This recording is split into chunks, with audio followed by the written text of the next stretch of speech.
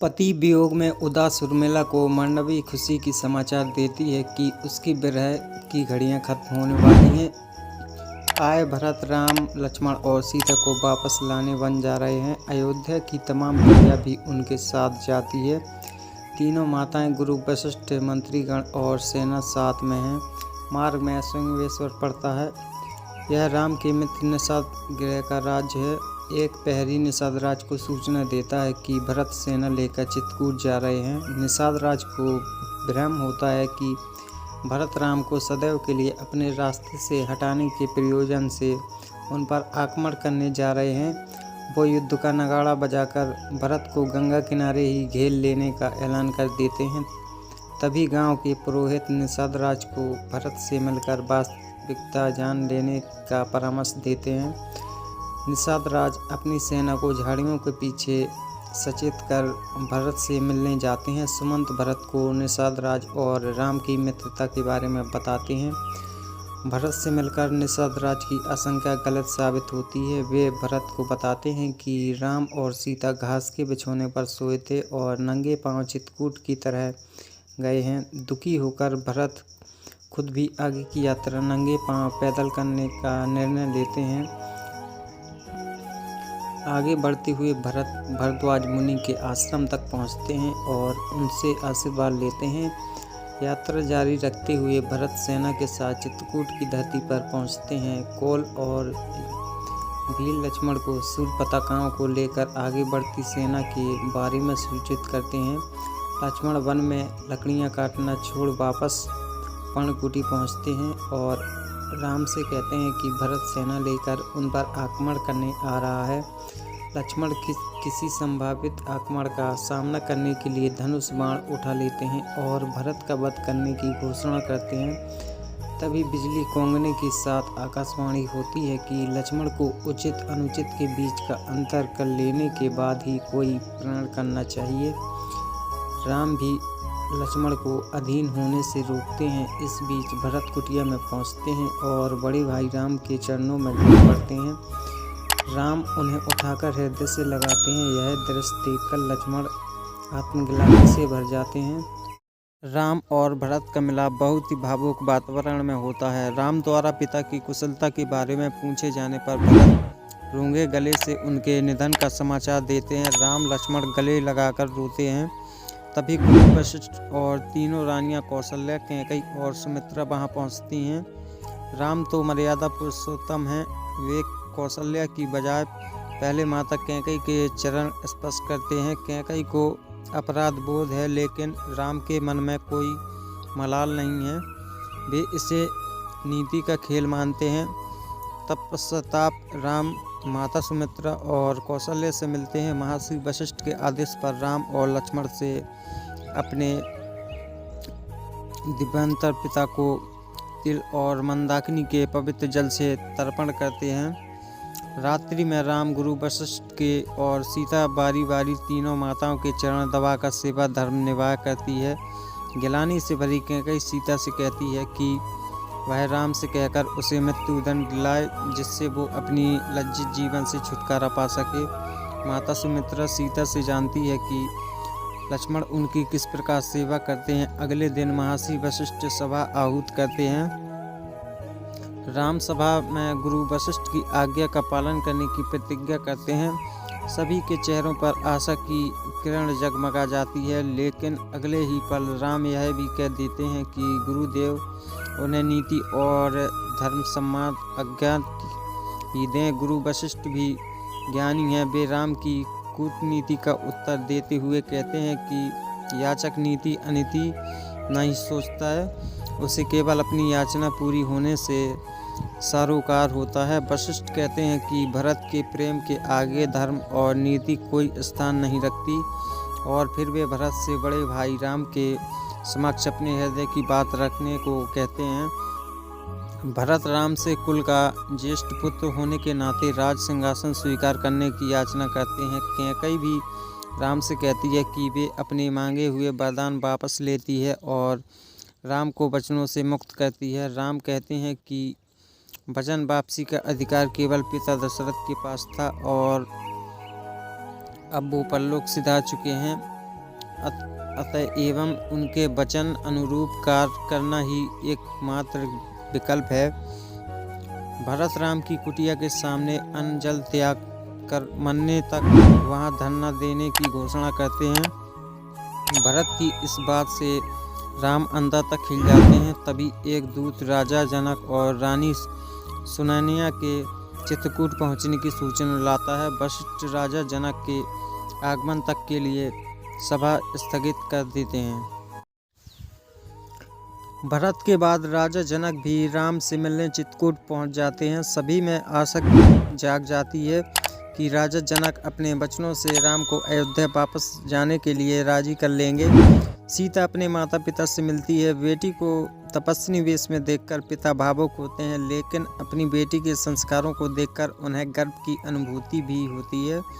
रानी सुनैना राजा जनक को सभी की इच्छा से अवगत कराती है कि वे राम को अयोध्या लौटने के लिए प्रेरित करें।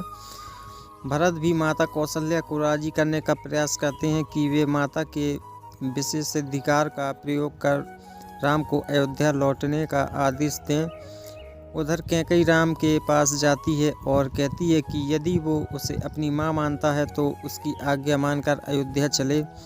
राम फिर तर्कों का सहारा लेते हैं और कहते हैं कि यदि वो उन्हें एक तिरस्कृत जीवन जीने को मजबूर करना चाहती है तो वह अयोध्या वापस चलने को तैयार हैं। कैकेयी को निरुपाय होना पड़ता है। सभा की अध्यक्षता राजा जनक को सौंपी जाती है। राम जनक की आज्ञा का वचन देते हैं। भरत भी उनसे निष्पक्ष न्याय की गुहार लगाते हैं और राम के वही वन में राज्याभिषेक की मांग करते हैं। भगवान शंकर का स्मरण कर राजा जनक न्याय करने बैठते हैं। पहले वे कहते हैं कि भगवान भी भक्त के निश्चल प्रेम के आगे विवश होते हैं। यह भरत का अपने भाई के प्रति भक्ति और प्रेम अथार्थ है, इसलिए उनका पलड़ा भारी है। राजा जनक के ये वचन सुन भरत समेत सभी के चेहरे खिल उठते हैं, लेकिन अगले ही पल जनक प्रेम का दूसरा पक्ष भी रखते हैं और कहते हैं कि प्रेम निस्वार्थ होना चाहिए। प्रेम कुछ मांग नहीं सकता, बल्कि अपने प्रेमी को कुछ देता है, उसके सुख के लिए सब कुछ लुटा देता है। जनक भरत से कहते हैं कि वे राम को उनकी प्रसन्नता पूछें और उनसे पूजा समझकर पूरा करें। भरत राम के चरणों में बैठकर उनकी इच्छा पूछते हैं। राम भी भरत के प्रेम के आगे हारकर अयोध्या का राज स्वीकार करते हैं, किंतु पिता का वचन पूरा करने के लिए वनवास की 14 साल की अवधि पूरी होने तक भरत को राज्य की देखभाल का दायित्व सौंपते हैं। भरत राम को उनके वचन से बांधने के लिए घोषणा करते हैं कि यदि उन्हें 14 साल से एक दिन भी देरी लगाई तो वे अग्नि प्रवेश कर लेंगे। भरत राम से उनकी चरण पादुकाएं लेते हैं ताकि उन्हें राज सिंहासन पर रखकर वे राम के प्रतिनिधि के रूप में राजकाज संभालने। भरत बड़े भाई की चरण पादुकाएं शीश पर रखकर लौटते हैं। विदाई के इस भावुक पल में सभी की आंखों से अश्रुधारा बहती है।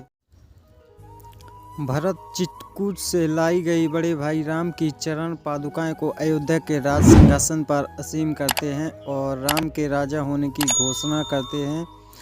भरत राम की अनुपस्थिति में गुरु व मंत्रीगणों के परामर्श से राज चलाने की बात कहते हैं। वे गुरु वशिष्ठ से आज्ञा लेते हैं कि भाई के वनवास के कारण वे भी नगर के बाहर इंद्री ग्राम में कुटिया बनाकर रहना चाहेंगे और धरती पर सोना चाहते हैं। भरत उर्मिला से मिलकर क्षमा मांगते हैं कि वे लक्ष्मण को वापस नहीं ला सके और एक बार उनसे मिलवा भी नहीं सके। उर्मिला भी सीता की तरह महान नारी है। वे कहती हैं कि भरत भैया के त्याग के समक्ष उनका दुख बहुत छोटा है। भरत कौशल्या के नगरी ग्राम जाने की अनुमति मांगते हैं और शत्रुघ्न को माताओं की देखभाल का जिम्मा सौंपते हैं। भरत नंदी ग्राम में कुटिया बनाकर कठिन जीवन जीते हैं। एक दिन मांडवी उनके साथ तपस्वी जीवन जीने की इच्छा के साथ कुटिया में आती है, किंतु भरत उन्हें माता कौशल्या की सेवा हेतु महल में रहने हेतु राजी करते हैं। उधर भरत के वापस जाने के बाद राम जान लेते हैं कि भरत व अन्य अयोध्यावासी उनका ठिकाना जान चुके हैं और वे बारंबार वहां जाते रहेंगे एवं राम चित्रकूट छोड़कर दंडकार जाने का निर्णय लेते हैं। उधर कैकेयी भरत से मिलने नंदीग्राम जाती है। उनका मन बदल चुका है, उनका 17 मोह भंग हो चुका है। वो पुत्र के साथ कुटिया में रहना चाहती है, किंतु भरत माता का तिरस्कार कर उन्हें वापस भेज देते हैं। महल में पूर्वजों की प्रतिमाओं के समक्ष कैकेयी विक्षिप्त होकर अट्टहास करती है। रामायण धारावाहिक के निर्देशक रामानंद सागर यहाँ अयोध्या कांड के समापन की घोषणा करते हैं और एपिसोड की मीमांसा प्रस्तुत करते हैं। मिथिला की रानी सुनैना अयोध्या की राजमाता कौशल्या से मिलने आती है। कौशल्या उनके समक्ष शर्मिंदा है कि उनकी बेटी सीता राजरानी बनने की बजाय वन के दुख भोग रही है, किंतु सुनैना अपनी बेटियों के कर्तव्य पथ पर डटे रहने से गौरवित है और सुनैना उर्मिला पांडवी और ऋतुकीर्ति को कैकेयी से सीख लेने को कहती है, जिससे वे मंथरा जैसी कुटिल दासियों से बचकर रहें। वे अपनी पुत्रियों को तभी मायके आने को कहती हैं जब ससुराल में सब कुछ ठीक हो जाए। उधर राम दंडकार जाने से पहले ऋषि अति के आश्रम में पहुंचते हैं। यहाँ राम सीता को अतिश्री की पत्नी सती अनसुईया से मिलवाते हैं और उन्हें बताते हैं कि 10 वर्षों तक सूखा पड़ने पर माता अनसुईया ने कठिन तपस्या करके गंगा मैया को प्रसन्न किया था और उनकी एक धारा मंदाकिनी को चित्रकूट तक लाई थी। राम सीता ने माता अनसुईया से सीख लेने को कहते हैं। सती अनसुईया को धरती पर परम पवित्रता स्त्रियों में गिना जाता है।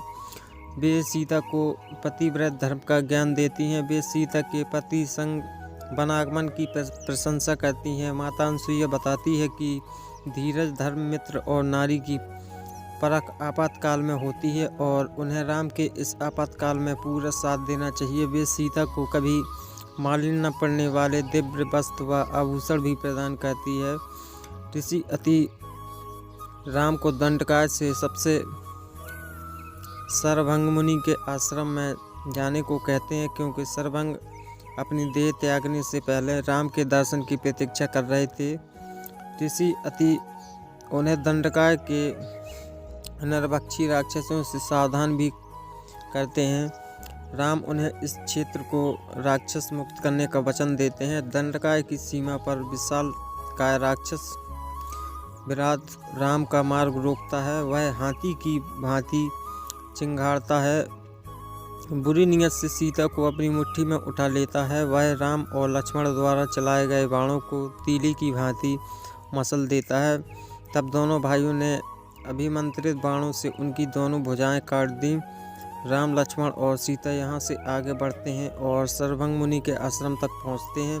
ठीक उसी समय देवराज इंद्र का विमान वहाँ उतरता है। इंद्र मुनिवर को शारीरिक इंद्रलोक ले जाने के स्वयं आए हैं, लेकिन सरभंग मुनि यह कहकर वापस भेज देते हैं कि इस समय वे इंद्रलोक जाने की बजाय एक विशेष अतिथि के आने की प्रतीक्षा करेंगे। राम सरभंग मुनि से मिलते हैं। मुनिवर कहते हैं कि राम के दर्शन के सामने इंद्र का निमंत्रण बहुत तुच्छ था। सरभंग ऋषि के अपने तपोबल से अर्जित समस्त सिद्धियां राम को देना चाहते हैं, किंतु राम इसे पुरुष पार्थ के विरुद्ध बताते हैं। सरभंग मुनि राम को अंतिम प्रमाण कर अग्नि से अपने पार्थिव शरीर को स्वयं भस्म करके अविनाशी पथ की ओर जाते हैं। राम उनकी शांति के लिए ओम का उच्चारण करते हैं। उर्मिला का त्याग अपूर्व है। वो प्रतिदिन लक्ष्मण की याद में देवी मंदिर में दीप जलाती है, मानो यह दीप उनके मन की विरह अग्नि से जलता है। राम, लक्ष्मण, सीता दंडकार में पहुंचते हैं। यहाँ उन्हें हड्डियों का ढेर दिखता है। वन में असुर ऋषियों मुनियों का भक्षण कर उनकी हड्डियाँ फेंक देते हैं उनसे यह ढेर लगा कि राम ऋषियों को विश्वास दिलाते हैं कि वे और लक्ष्मण दंडकाय को असुरी शक्तियों से मुक्त कराएंगे। वे दंडकाय में स्थित साधु आश्रम में घूम घूम कर वहाँ आक्रमण करने वाले असुरों का वध करने लगते हैं। उधर माता कौशल्या के 10 साल राजमहल के झरोखे से राम का रास्ता देखते देखते बीत जाते हैं। एक दिन नदी के तट पर राम अनुज लक्ष्मण से कहते हैं कि आगे की यात्रा में उन्हें बहुत सिद्ध ऋषि मुनि मिलने वाले हैं और उनसे काफ़ी कुछ सीखने को मिलेगा। ऐसा ही होता है, वे वन पथ पर पड़ने वाले हर आश्रम में साधु वचन सुनते हैं, उनसे जीवन दर्शन की अनेक पूर्ण बातें सीखते हैं। राम लक्ष्मण सीता महर्षि अगस्त के वन क्षेत्र में पहुंचते हैं। यहाँ एक कुटिया मुनि सुतीक्षण ध्यान लगाए बैठे हैं। राम उनके हृदय में विराजमान है। भगवान विष्णु की छवि देख लेते हैं। राम सुतीक्षण जी को प्रणाम करते हैं, लेकिन सुतीक्षण जी जान लेते हैं कि स्वयं भगवान विष्णु मानव रूप में उनके समक्ष खड़े हैं। वे भक्ति भाव से अपने प्रभु के चरणों में झुक जाते हैं। राम उनसे अगस्त महर्षि से मिलने की इच्छा व्यक्त करते हैं। सुतीक्षण जी उन्हें महर्षि के आश्रम को ले जाते हैं। महर्षि अगस्त का आभापुंज उनकी कुटिया के बाहर से परिलक्षित होता है। सीता इसे देखकर अचंभित हो जाती है। तब राम उन्हें महर्षि अगस्त की आध्यात्मिक शक्ति का बखान करते हुए बताते हैं कि एक बार तमाम असुर समुद्र के भीतर छिप जाते हैं। तब देवराज इंद्र के कहने पर महर्षि अगस्त ने पूरे समुद्र को अपनी अंजलि में भरकर पी लिया था और इंद्र वहां छिपे असुरों पर प्रहार कर उन्हें मार सके। राम बताते हैं कि एक बार विंध्याचल पर्वत में दंभपूर्वक अपना आकार बड़ा करके सूर्य का मार्ग रोक दिया था। तब महर्षि अगस्त ने विंध्याचल को अपने चरणों से दबाकर, इसी कारण उनका नाम अगस्त पड़ा था। राम आगे बताते हैं कि भगवान शिव का विवाह देखने के लिए सभी शक्तियाँ और जीव राशियाँ उत्तर दिशा में आ गई थीं। इससे धरती का संतुलन बिगड़ गया था। तब शिव जी के कहने पर महर्षि अगस्त विंध्याचल पार करके दक्षिण में चले गए थे। अकेले उनके वहां जाने से धरती का संतुलन पुनः स्थापित हो गया। इससे प्रसन्न होकर भगवान शिव ने महर्षि अगस्त को तमिल भाषा का ज्ञान दिया था। अगस्त ने तमिल की व्याकरण तैयार कर इसे विश्व की श्रेष्ठ भाषा बनाया। अगस्त ही ब्रह्मा को प्रसन्न कर कावेरी नदी के ब्रह्मलोक से दक्षिण भारत की धरती पर लेकर आए थे। तब से कावेरी धरती पर गंगा के समान पूजनीय नदी के रूप में बह रही है। सुतीक्षण मुनि अपने गुरुदेव के बारे में राम के व्याख्यान का समर्थन करते हैं। दंडक वन में राम लक्ष्मण और सीता की भेंट महर्षि अगस्त से होती है। यहाँ अभूतपूर्व दृश्य उपस्थित होता है। तीनों अगस्त को प्रणाम करते हैं तो अगस्त उन्हें भी प्रणाम करते हैं। राम और अगस्त भी परामर्श एक दूसरे से आशीष लेते हैं और देते हैं। महर्षि अगस्त जानते हैं कि देवताओं के उद्देश्य को पूरा करने हेतु स्वयं भगवान विष्णु शेषनाग और देवी लक्ष्मी उनके आश्रम पधारे हैं।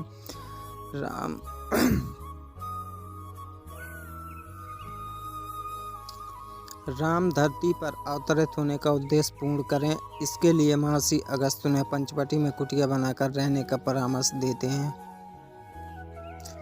यहाँ से राक्षसों की छावनी निकट है। अगस्त दिव्य शक्ति से जान लेते हैं कि राम के सामने अब संकटों का दौर शुरू होने वाला है, इसलिए वे उन्हें अनेक दिव्य अस्त्र शस्त्र प्रदान करते हैं।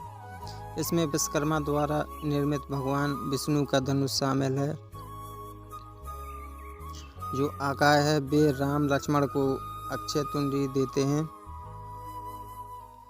इनमें रखे चारों बाण शत्रु का नाश करने के बाद तुड़ीन में वापस आ जाते हैं। महर्षि अगस्त तीनों लोगों पर जीत दिलाने में सक्षम तलवार लक्ष्मण को देते हैं। वे शिव का वो अमोघ बाण भी राम को देते हैं जिससे उन्होंने तिरुपासुर का वध किया था। राम पंचवटी को रवाना होते हैं। गोदावरी नदी के पास उन्हें गिद्धराज जटायु मिलते हैं। देवासुर संग्राम में जटायु की राजा दशरथ से मित्रता हो गई थी। जटायु उन्हें बताते हैं कि महर्षि अगस्त्य कश्यप के 2 पुत्र थे। एक पुत्र गरुड़ भगवान विष्णु की सेवा में गए तो उसका दूसरा पुत्र अरुण भगवान सूर्य में लीन हो गए। जटायु इन्हीं अरुण के पुत्र हैं। जटायु उन्हें पंचवटी की रक्षा करने का वचन देते हैं। लक्ष्मण पंचवटी में बहुत ही सुंदर पर्णकुटी का निर्माण करते हैं। वनवास को 12 वर्ष बीत चुके हैं। सीता शेषनाग 2 वर्ष पंचवटी में रहने की इच्छा व्यक्त करती है। राम माता कौशल्या को याद कर बहुत अधीर होते हैं। अब वनवास का शेष समय काटना राम और कौशल्या दोनों के लिए कठिन साबित हो रहा है। लेकिन राम के जीवन की सबसे कठिन परीक्षा की घड़ी मोय बाएं खड़ी हो गई जाती है। एक दिन आकाश मार्ग से जाते समय राक्षसी शूर्पणखा पंचवटी में ध्यानमग्न राम को देखती है। वह उन पर मोहित हो जाती है। शूर्पणखा एक सुंदर नारी का रूप रखकर राम के सामने आती है और उनका ध्यान भंग कर अपना परिचय देती है। शूर्पणखा कहती है कि वह महर्षि पुतल के पौत्र व ऋषि विश्वा के पुत्र रावण की बहन है। अब अपने भाइयों कुंभकर्ण, खर व दूषण के बारे में भी बताती है और राम के समक्ष प्राण निवेदन करती है।